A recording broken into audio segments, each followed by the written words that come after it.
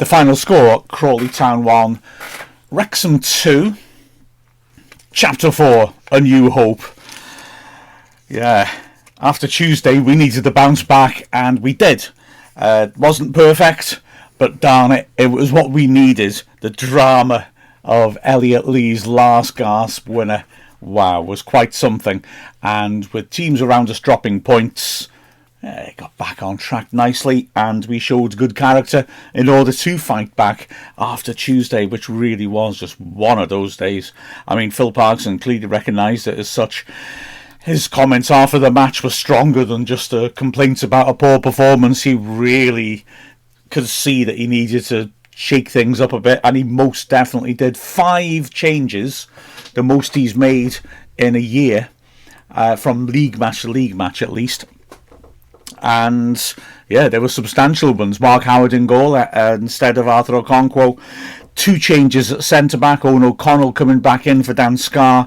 Lewis Brunt came in for Tom O'Connor. And up front, the 2 debutants, Jay Rodriguez and Sam Smith, replacing Ollie Palmer and Paul Mullin. Not Paul Mullin, Elliot Lee. Lee would play a role, though, off the bench. And Mullin, by the way, wasn't on the bench. He's going for a shin scan this week, so let's hope that he's able to get up and running literally again quickly. So, Wrexham started off terrifically well, and I've got to say, I mean, that first half, especially the first half hour, maybe a bit more than that actually, it was very pleasing. You know, some of the sluggishness that we've seen in away games was not there. The 2 strikers really gave us opportunities. Smith and Rodriguez gave us options up front. They linked beautifully together despite never having played together. No preparation time for them, of course, having signed the day before. And also, they linked beautifully with Ollie Rathbone, a great illustration of that idea that when you've got good quality players, they will all raise each other and be on the same wavelength. Not that Rathbone hasn't been linking with good quality players already for Wrexham, but yeah, there seemed to be an immediate chemistry as Rathbone was making driving runs up to support the 2 strikers and exchanging passes nicely. And yeah, we were working the ball nicely on the edge of the area. We were direct. We were knocking Crawley backwards and really making chances. Also, we'd obviously spotted that Ryan Barnes against Will Swan, who's an attacking fullback, a wing-back should I say, was an area we could exploit, and we constantly attacked down the right. In fact, very little came down the left, really. Barnett also looking really dangerous and linking well with Dobson and Rathbone as Wrexham got right on top from the get-go. Indeed, we're in the lead after 66 seconds. And this is down to Barnett breaking down the right-hand side. The ball nearly goes out of play. He just wrestles with it and keeps it in. And he does keep it in. The ball partly over the line, but not completely.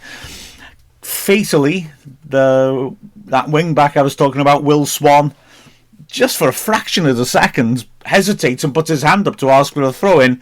You don't want to give Barnett the fraction of a second because he's looking for that opportunity. He rips a good ball into the near post. Rathbone has made a good run beyond the strikers. He hasn't got an option to shoot though, so he does really well. He brings it under control. Dobson makes a nice run in 2 outs to give him a pass out onto the flank again, but Rathbone does really well.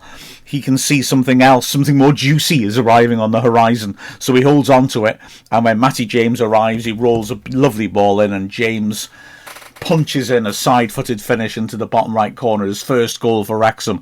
Excellently worked. And, well, we'd started quickly, and we would continue to do so. In that opening 10-15 minutes, we could have taken a decisive lead, in all honesty.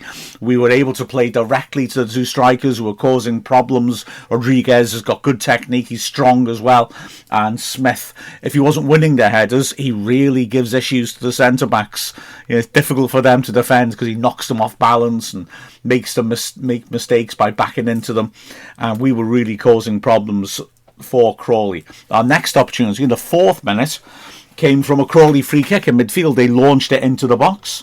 We half cleared it. Barnett does brilliantly to pick up the scraps on the edge of the area and feed a fine ball down the right hand side. Smith is accelerating away. He works it in, and Rathbone, with a lovely little cushioned volley, puts Rodriguez one-on-one with the keeper. He hits the volley, maybe doesn't quite get a hold of it as he'd like to, and Cox makes a good stop.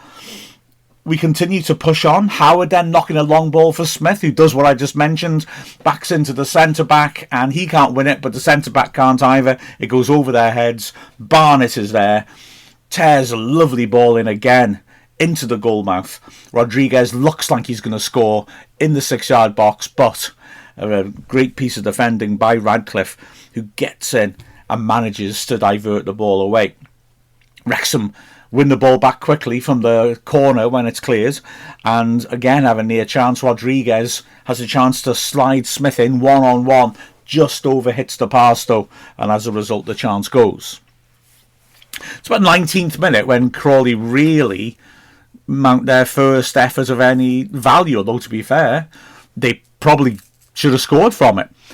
Crawley's style of play, inherited from their previous manager, Scott Lindsay, who did a remarkable job there, getting them promoted, then starting the season well by bringing in players on a low budget, but moulding them into a ball-playing team. But they still play that way. They're very patient. They're very much possession-based. They start to get a foothold in the game around the 20th minute mark, and like I said, this first opportunity, good patient passing. It ends with Forster working the ball inside to Radcliffe, the centre-back, who's joined in the attack. He sweeps a great cross to the far post, and there is Swan getting up. He gets up above his man. He's unchallenged with his header. He tries too much, I think. He tries to head it back across Howard and puts it well wide. I think he was close in enough. Just get on top of it and go for goal. And Howard's got a problem. But yeah, Swan misses. But it was a good indication of how they were playing. Like I said, patient with the ball, quite happy to move it round the back and wait for their opportunity. They had an interesting little setup in their midfield three. Their shape's essentially the same as ours, but the way they play it was differently.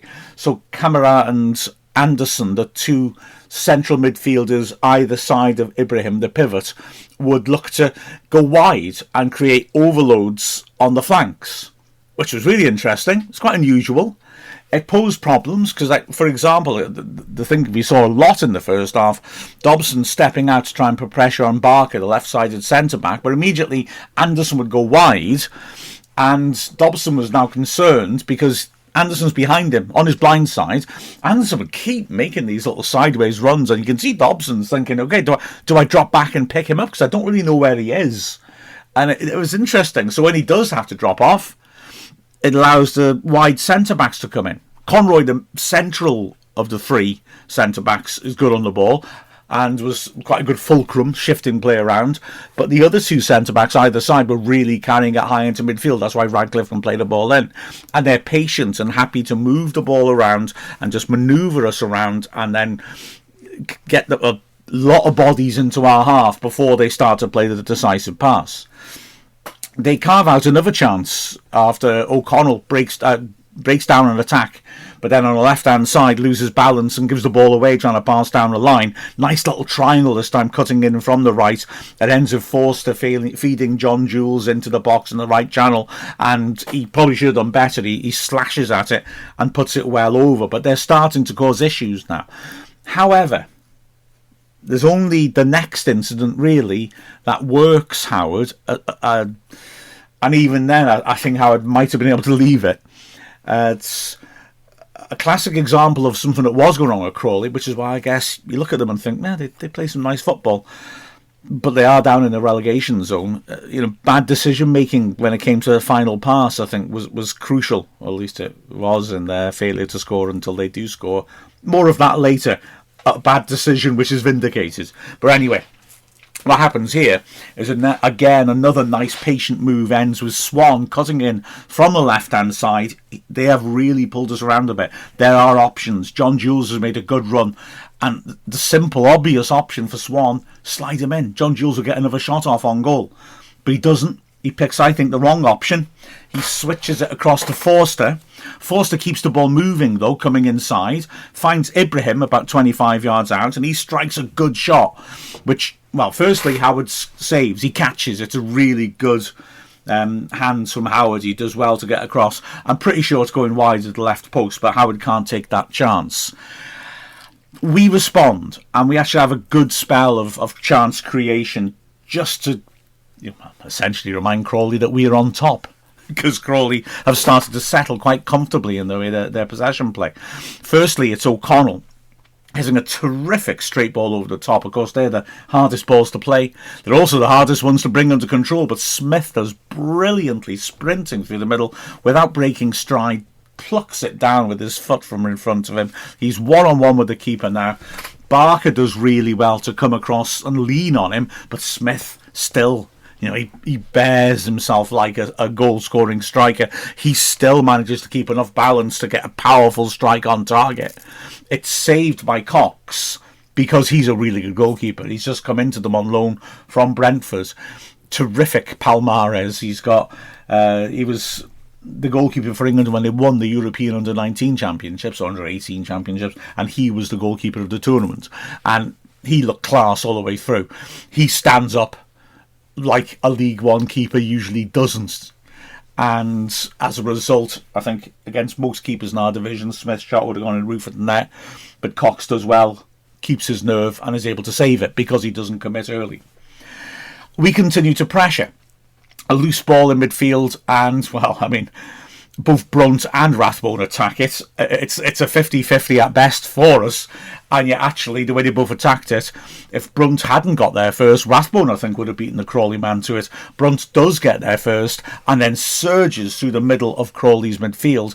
In fact, I feel that that's the flip side of this interesting shape that they had when their two centre midfielders who are either side of the pivot, when they go out wide to make that overload, they do leave themselves a bit empty in the middle of the pitch if you win the ball back and you're able to play the ball through the middle quickly or make an interception, a turnover in the middle of the pitch. This is what happens. Brunt has space to run into, carries it brilliantly to the edge of the box, looks to put Smith in one-on-one, just overhits it slightly though.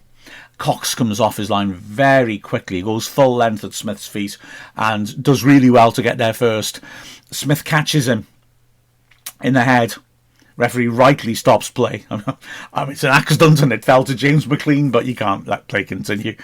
The Crawley fans want Smith sent off, but I think it's telling that Ibrahim is the only player who really tries to make any case to the referee. And the Crawley players see it for what it is. It's an accident. And certainly Smith, who stays with Cox till he's treated and gets up, the two of them pat each other on the back. There didn't seem to be any animosity. I think everybody could see Smith had to go for that. He's got a chance of getting there first, winning a penalty or scoring. He's got to go for it.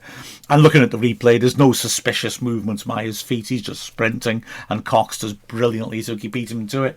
And it's just an unfortunate thing, but Cox is okay to continue, thankfully. Wrexham continue to cause issues, though. Smith again troubling the centre-back and forcing an error. Barker only been able to clear into midfield. Rathbone again, if you make a 50-50, Rathbone's fancying it. Does well to win the ball on the edge of the area. Finds Rodriguez, a beautiful, deft little touch back into Rathbone's path. And Rathbone does well to get his balance right after lunging in to win the ball. And hits a shot from inside the box. Good defending. Deflection goes over the keeper and onto the roof of the net. And that's half-time, and Wrexham a good value for the 1-0 lead. And the second half, okay, it continues as the last 15 minutes did, with Crawley controlling possession.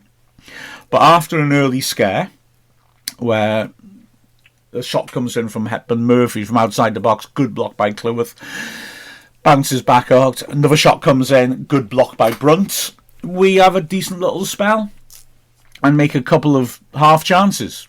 Dobson coming forwards, getting the ball from Cleworth, who runs into the box, and lovely return pass by Dobson. Cleworth gets around the back of the fence. He's in a great position. Not totally sure if he's passing or shooting. It's a tight angle. It's certainly too close to Cox, who takes it comfortably. And then a few minutes later, danger from a corner. Rathbone curls it in under the bar. It's the one time that Cox doesn't look convincing. He comes into the crowd. He tries to get a two-handed punch on it. It actually goes skidding off his knuckles, sort of up in the air, arcing a little bit behind him.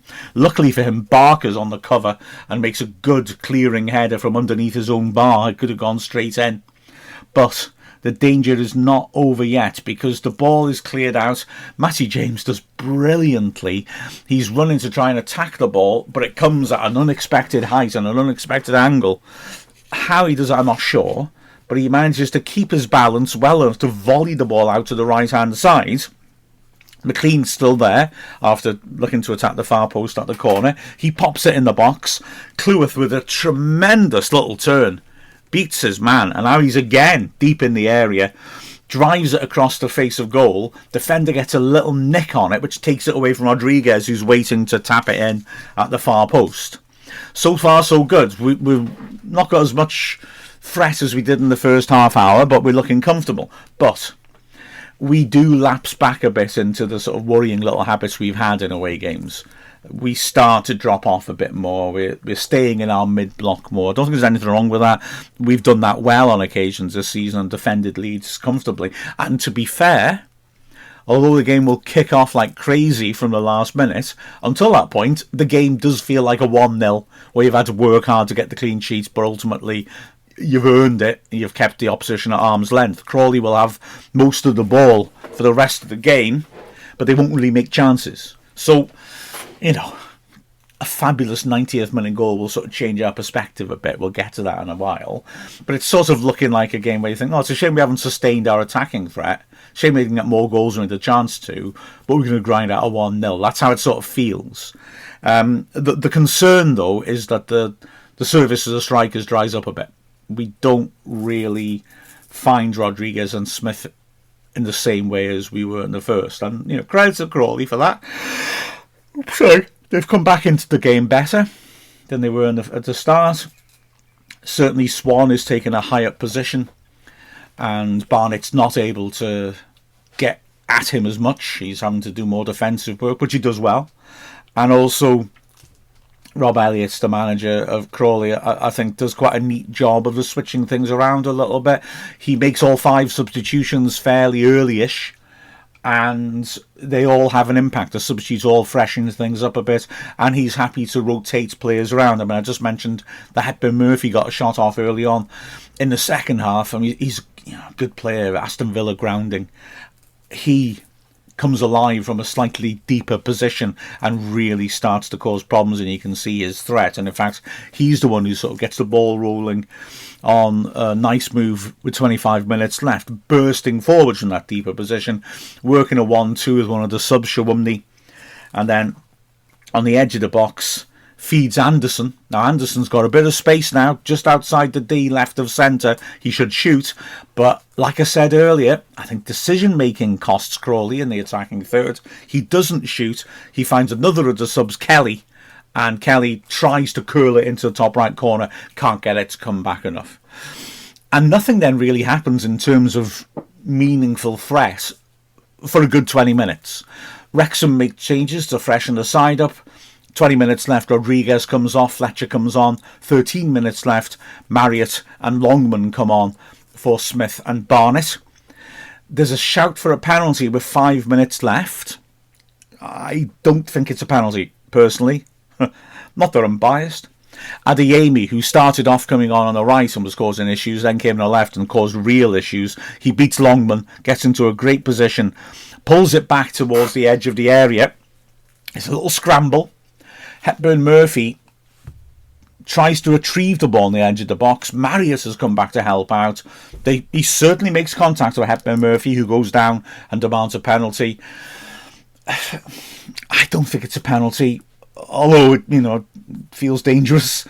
The rest got a good view and doesn't give it. For me, Marriott does come back. There is contact, but I don't think Marriott actually tries to make a challenge. He's just got back into position, and I think Hepburn Murphy is the player who sort of initiates the contact and goes down. I wouldn't have been astounded if the ref had given it, though, because, like I said, there is contact, but I think the ref gets this right. The ball ricochets to another of the subs, Doyle, and he drives a powerful shot on target, but Lewis Brunt, 6 yards out, gets a good block on it, and it ricochets away. And like I said, it's looking like a 1-0.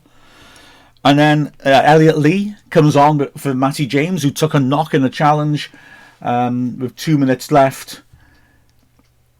He will play a part, in the dramatic conclusion. But first, 90th minute. Ball into Wrexham's box. Cleworth with a firm header clear. Ibrahim is more, I think, than 25 yards out. He's way out. He takes it on the chest. The ball's dropping in front of him, invitingly for the shot. You can see he's thinking it. I'm thinking, here we are. It's enough of those bad decisions, He's a long way out. There's a lot of bodies in the way. Dobson has got across to him pretty quickly and is lunging and has sort of cut off his view of the left half of the goal. Go on, mate. Hit it. Stick it in the crowd, because that's where it's going, surely, I'm thinking. Another bad decision by Crawley in attack. How wrong I was. I'll have to check what Ibrahim's pedigree is like from long range, but wow. He can rarely have hit the ball as beautifully as he does. This is a magnificent goal. He just strikes it so cleanly and purely. Howard's got no chance. He's lunging for it. He's got absolutely no chance. It just dips over him into the top right corner. Utterly superb goal. And at this point, like I said, I think we deserved a clean sheet because we weren't really troubled by Crawley in terms of them getting shots off. But at this point, of the momentum as there is, and the referee showing there's going to be 5 minutes added on, 6 minutes added on, wasn't it? You're thinking, no, 5. Ignore me. You're thinking, we're going to lose this if we're not careful. I'll take the points because we've shown no real threat in the last half hour, not being able to get forwards properly. Fair play to this Wrexham team. They've got guts, they've got character, and they rally. And to be fair, we are the better side in the added time. We have 2 big chances, the last of which, of course, goes in. Firstly, 2nd minute of added time. Dobson, great diagonal, pings it beautifully, just clears the wing back and sends Longman away on the right hand side. Great delivery by Longman to the far post. Fletcher is there attacking the ball, gets up really well. When you look back at it, far be it from me to tell Stephen Fletcher what to do. He goes directly for a header inside the far post, which is where he's attacking, and it just scrapes the bar. You look at it and you think, if he could just nod it down the direction it come from, that might have beaten the keeper. Oh, it's close though. It's unlucky. He's battling to get on top of it. But that's a warning, because we will get the winner with 6 seconds left on the clock. And again, it's nice build-up play. There's spaces at the back from Crawley. They're encouraged to look for the winner. Fletcher helps it on with a cute little no-look pass. He looks inside and then pokes it in the opposite direction. Longman again has space. I think something we're learning from Longman, who puts a couple of decent balls in against Stevenage on his debut. You don't want to leave him with enough room to measure across. He puts another beautiful ball back into the box around the penalty spot. Lee is attacking it. He's on his own and he plants a powerful header back the direction it came from. Cox can't get to it. Defender gets across on the line, makes contact, but has no time to get his foot around it, and it just ricochets off him into the roof of the net. Cue mad scenes at the away end, and Wrexham have grabbed a crazy last gasp victory. I have to address the fact that, looking at it afterwards, a lot of people have suggested that Lee fouls his marker. That's why he's on his own, because his marker's on the floor. This is an interesting one. I mean, I've got to say, let's just describe what happens. The players tracking Lee's run into the box. Lee gets onto his blind side, and to me, the defender initiates the first contact, is grabbing at him. But Lee does then, with his arm sort of trails across the top of the marker's chest and goes across his neck, and the defender feels that contact and goes down. Referee either doesn't see it or doesn't give it, and Lee's unmarked then and heads it in. Have I seen them given? Oh yeah, absolutely. Having seen the challenge, I wouldn't have been immensely shocked if the ref had given a foul. But if he did see it and didn't get a foul, I think he's right. I'm trying to look at this from the Crawley manager's perspective. If I was the manager of a team and there's 6 seconds left and I've got a defender tracking a run into the box, I would not be happy if that defender felt some contact and went down hoping the ref would give a free kick. I don't think there's enough contact really to knock him over. He's trying to buy the free kick to end the danger, and personally I would want my player to track that run, make the header, and then have a pop at the ref and not give him the foul. So I don't really think there's enough in what Lee did. I think you've got to look at what the defender was doing and say, don't do that in that situation, personally. But anyway, regardless, it was a goal and we did win. Promising, because even though the two new strikers haven't had a chance to work with their teammates yet, you could see them linking up with players nicely. You could see their qualities, and we were refreshed by their performance, I thought, in the first half hour. Looking at individual performances, well, Howard is perfectly solid. He essentially had nothing to do. He saved a shot that was going to go off target. He had no chance with a goal. I do not recall any other saves he had to make. The three centre-backs were really good. And I've got to say, hats off to Owen O'Connell, who has had a rough January. Of course, he had a bad time at Barnsley. He had a bad time at Shrewsbury. He lost his place. He comes back in and he was spot on. He was just from the very start, just dominant, winning challenges whenever the ball came near the box. He was really impressive and played a beautiful ball over the top for Smith. It was really good to see. Proper character from O'Connell. Either side of him, again, Cleworth really, really good on the right-hand side. He carried the ball forwards well too, but he was solid defensively. I made Brunt, coming back from injury, man of the match, just about, although I think you could make a case for any of the three centre-backs, to be fair. He was, again, aggressive. He leaped so well, made lots of clearances and blocks, carried the ball dangerously as well. And yeah, I just thought, you could see his quality. We've missed him while he's been injured. That was great to have him back. Barnett was a contender for man of the match as well, frankly. He broke forwards really well. In the first half, he was a constant threat, but lots of good balls in. And in the second half, when, as I said, the balance of the game changed a bit, he defended very well. So, good all-round performance by Ryan Barnett. And on the left-hand side, very little came down the left. And McLean was just solid. Didn't have any defensive issues. And didn't get many chances really to get into good attacking positions. In the middle of the pitch, again, good performances. Matty James, I thought, did really well. First half, when we're looking to be direct, he's intelligent enough to see where the spaces are and feed it. And I don't mean long ball, I just mean direct, getting at their defence early. And he was feeding some good balls in. Second half, he had to do more of a defensive job.